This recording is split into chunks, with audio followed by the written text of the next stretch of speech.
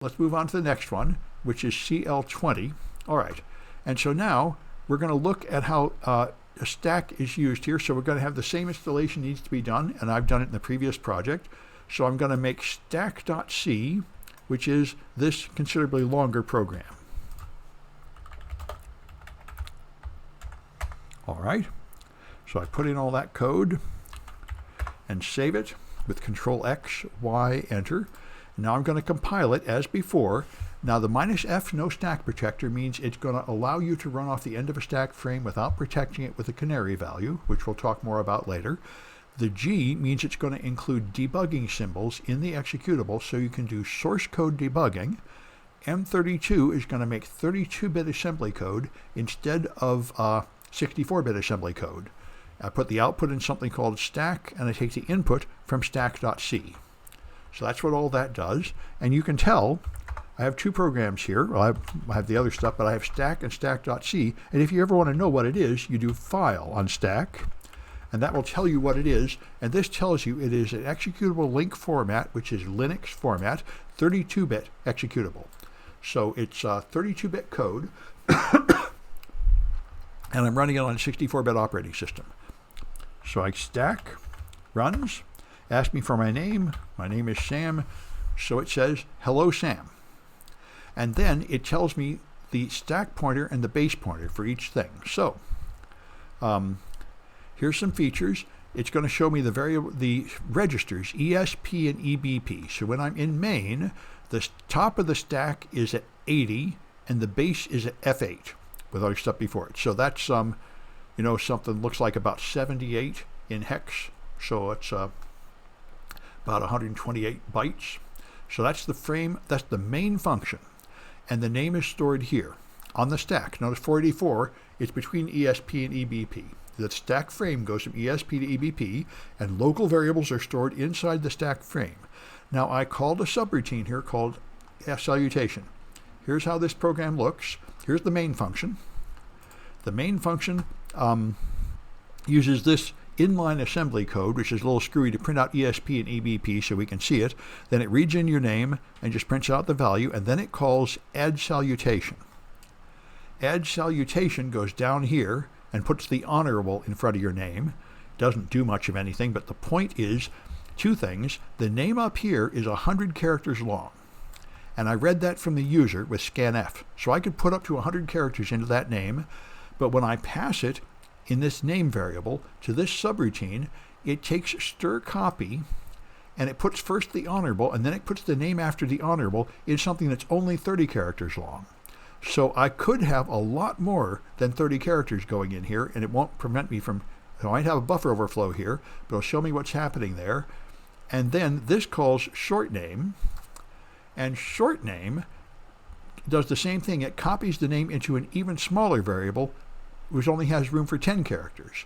So I got two subroutines you can go into here, and therefore we can see how the stack frames stack up. So you have the main routine, ESP and EBP is here. Then you call add salutation, and notice 480 to 4F8 is the main frame. Then we go from 430 to 468 for salutation. So it's made another stack frame at lower memory. The stack grows to lower memory. So this region from 30 to 68 is for local variables in this function, and there it is, name2 is stored at 3A, which is between those two numbers. So that's fine. Then that calls this one, and now we have another stack frame on top that's even at a lower address, from 430 down to 418, 3F0 to 418. So you got three stack frames, and again, this name is stored at 3FE, which is between 3F0 and 418. So that gives you a nice demonstration of how the stack frames and local variables are used. All right, now we're going to do buffer overflow. So here's a name which I think is actually the name of the King of England. This is his real name, although I put underscores to break it up. So let's run this and put in the name of the King of England. Whoops, that didn't copy and paste correctly for me. Let's get rid of that and copy this again. All right. All right, so main works, you go into add salutation, and it prints this, and then it has a segmentation fault. because this is too long to fit in the available space. Now it wrote it, and it's able to echo it back, but it's not able to return from this function anymore because it's going to crash. And we're going to see that in more detail. It crashes at the add salutation function. But now, here's another important point, which is why I wrote this project. We'll run it again, and we'll put in a name that is shorter. My name is Rumpelstiltskin. Now, main runs and add salutation runs, but it crashes down here in short name. This is really important.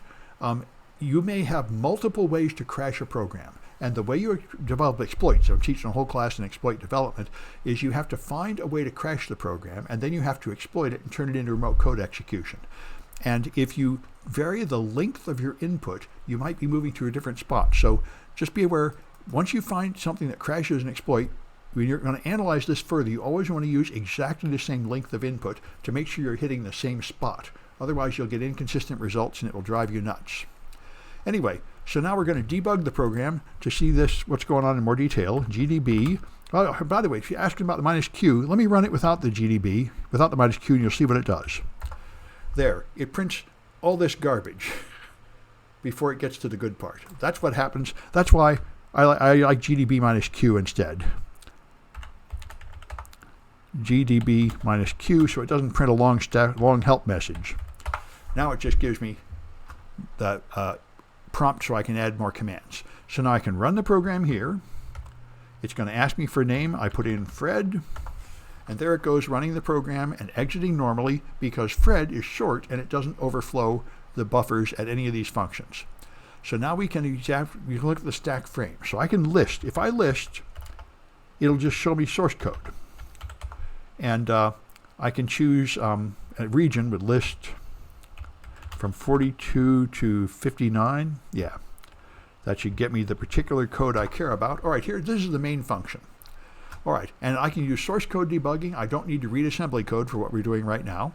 So I can put a breakpoint in. I'm going to put a break at 58. That will break before executing this line. So the program will start in main. It will do all this stuff, and it will stop here so I can examine what's happened. So I put a break at line 58, and then run. Now, when I run it, it's going to pass the print and the scan, so it's going to ask me for a name. Now, when I give it a name, this time I'm going to use, just like before, AAAA. Use this a lot when debugging programs. Use capital A's just because you know it's 41 in hex, and it's easy to remember. So there it is. Okay, now I've hit a breakpoint. Now I'm going to look at the registers with info registers. And here they are. And the most interesting registers to us are ESP and EBP. So this is the top of the stack frame and the bottom of the current stack frame, going from 20 to 98. All right. So now I can examine the stack, x/32x, $ESP. Now what x does is examine the contents of memory, and /32x means show me 32-bit hexadecimal words. So 32 words each containing 4 bytes, starting at this address, the stack pointer. So the stack frame goes from 420 to 498. This shows me a bunch of data starting at 420. I'm going to make my window wider there. So here's 420, and I want to get to 498. Now, the way this works, it takes a little getting used to.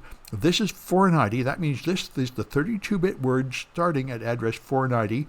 But because it's little endian, the way it works is this is 490, 491, 492, and 493. That's how the bytes are presented, because it's treating this as an integer value, and it's trying to put the most significant byte on the left, but the way it's actually stored in an Intel processor is the least significant byte first. So this is 0, 1, 2, 3, this is 4, 5, 6, 7, and so on. So when the end of the stack is at 498, that means that is this 32-bit word beginning at 498. So that highlighted region is the stack frame for the module we're in, which is main.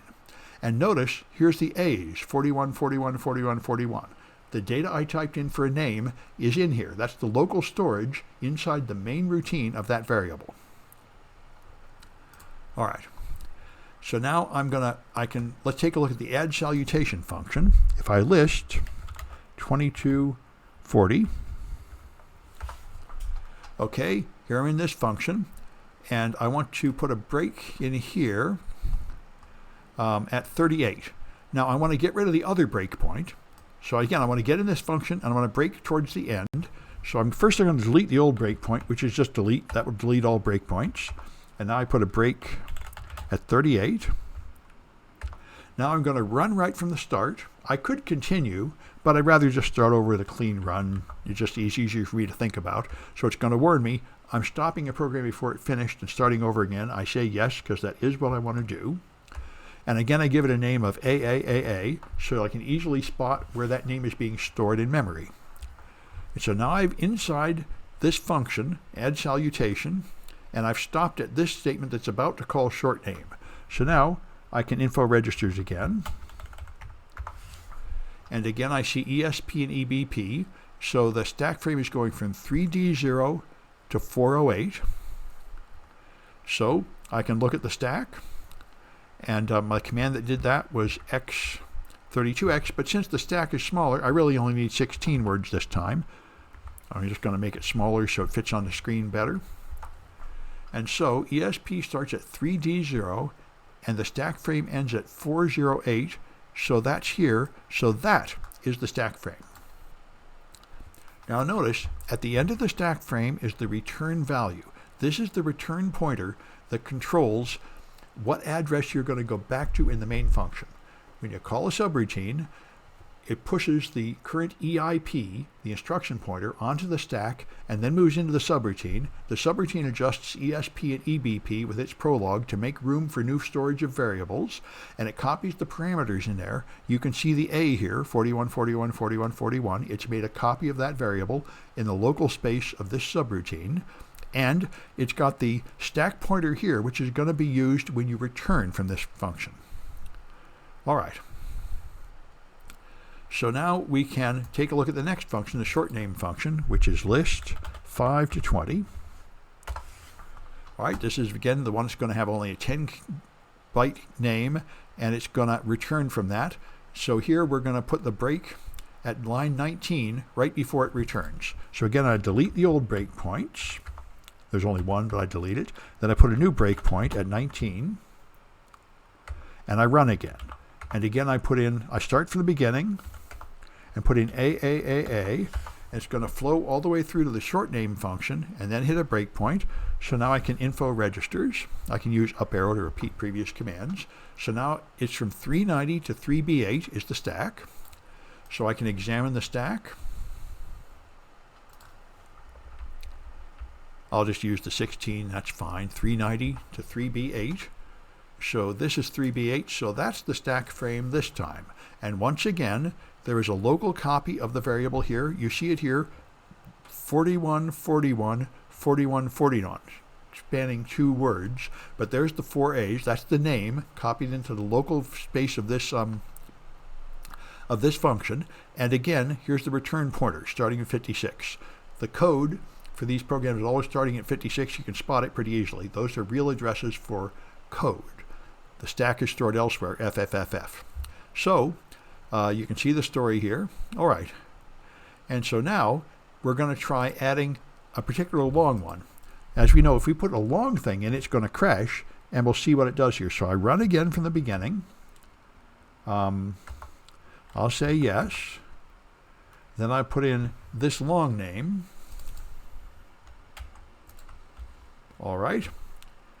Now I hit a breakpoint, so I'm thinking I'm going to actually have to, that's not what I wanted, I think. No, I wanted you to see, oh, okay.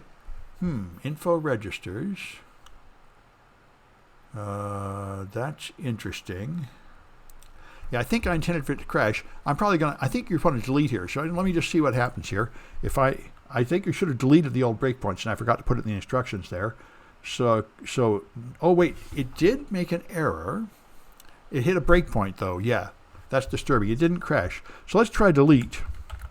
And then yes, and then run. Yes. And now put in that long string. All right, and now it crashes. And if I do info registers,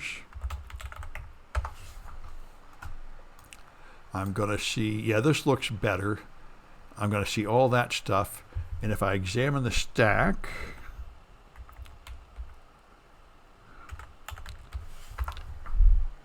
oops, I need a space instead of a slash there. There we go. Yep, now I see, ooh.